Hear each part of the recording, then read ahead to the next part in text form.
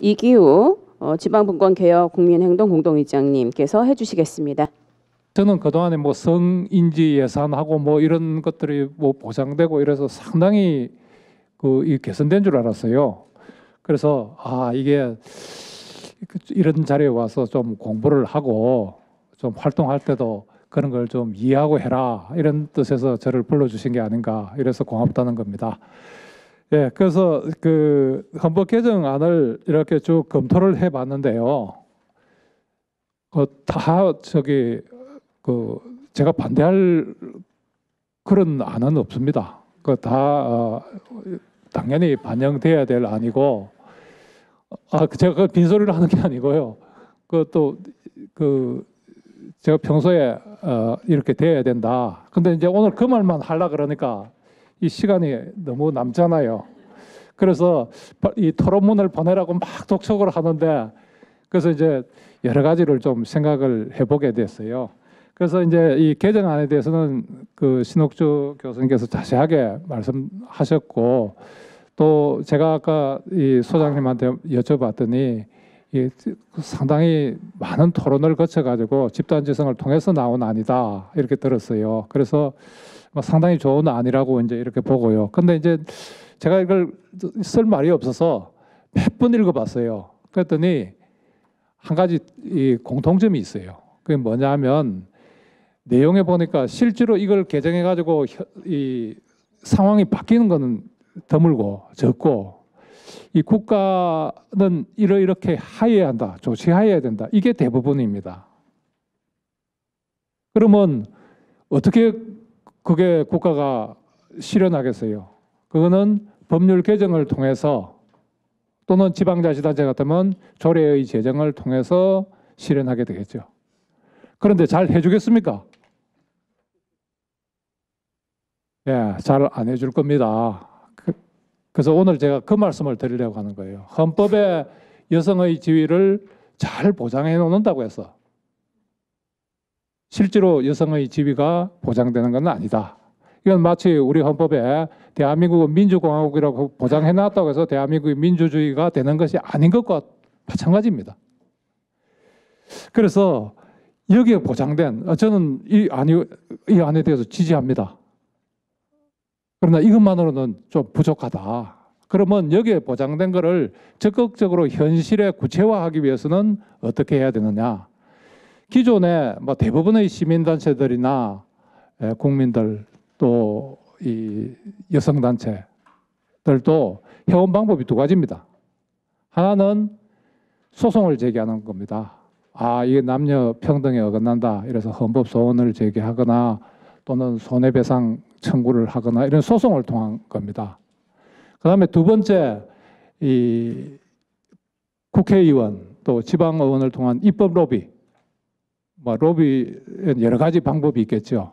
그런 걸 통해서 실현하는 그런 방법인데 잘 안 됩니다. 시간이 많이 걸립니다. 그리고 왜곡됩니다. 그런데 이 두 가지 방법에 공통점이 있습니다. 결국 이거 해주세요 부탁하는 겁니다. 옛날식으로 표현하면 선처를 바랍니다. 올바른 재판을 바랍니다. 좋은 입법을 해주기 바랍니다. 이런 뜻이죠.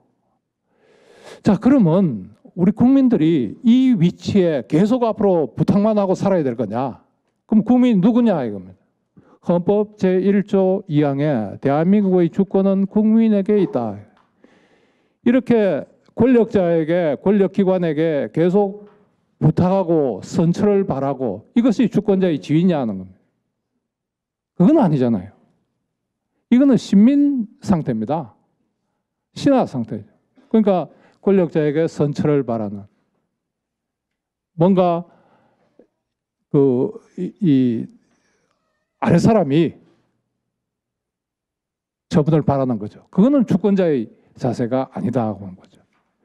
그러면 헌법 1조 1항에 대한민국은 민주공화국이다. 민주공화국은 뭡니까?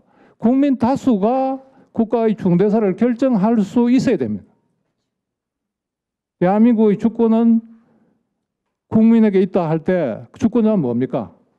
국가의 중요한 문제에 대한 결정을 국민이 직접 할 수 있어야 된다. 그리고 부탁만 하는 거는 부탁만 해서 들어주면 좋고 안 들어주면 계속 부탁하고 이거는 주권자의 지위가 아니지 않느냐. 그래서 우리 헌법에 민주국가를 규정해놨다고 해서 대한민국이 민주국가냐? 저는 아니라고 봅니다. 대한민국 헌법 1조 2항에 대한민국의 주권은 국민에게 있다 규정해놔서 국민이 주권자냐? 저는 아니라고 봅니다. 권력기관이 권력자가 선처를 해주기를 쳐다보고만 있어야 하는, 요구하고만 있어야 하는, 또 선거 때 뽑아놔도 뽑은 주민들의 의사는 반영시키지 않는 그런 국민은 주권자가 아니다. 또 그런 정치 체제는 민주국가가 아니다. 저는 이렇게 봅니다. 그래서 이 여성 문제도 마찬가지입니다. 그래서 여성 로비를 통해서 이 정치적인 그 참여는 상당히 개선이 됐어요. 뭐 아직까지 갈 길은 멀지만 그 지방선거 처음 할 때 0.9% 여성 의원 비율에서 지금 22.6%로 올라왔지요. 그런데 그때 이제 이건 좀 입장이 다른 분이 있어서 좀 불편할 수도 있습니다. 그러나 제가 진실을 좀 말씀드리려고 합니다. 그때 이제 그 여성 문제가 아니고 이게 정당 공천 문제. 대권 후보자들이 다 공약을 해가지고 했는데 안 지켰죠.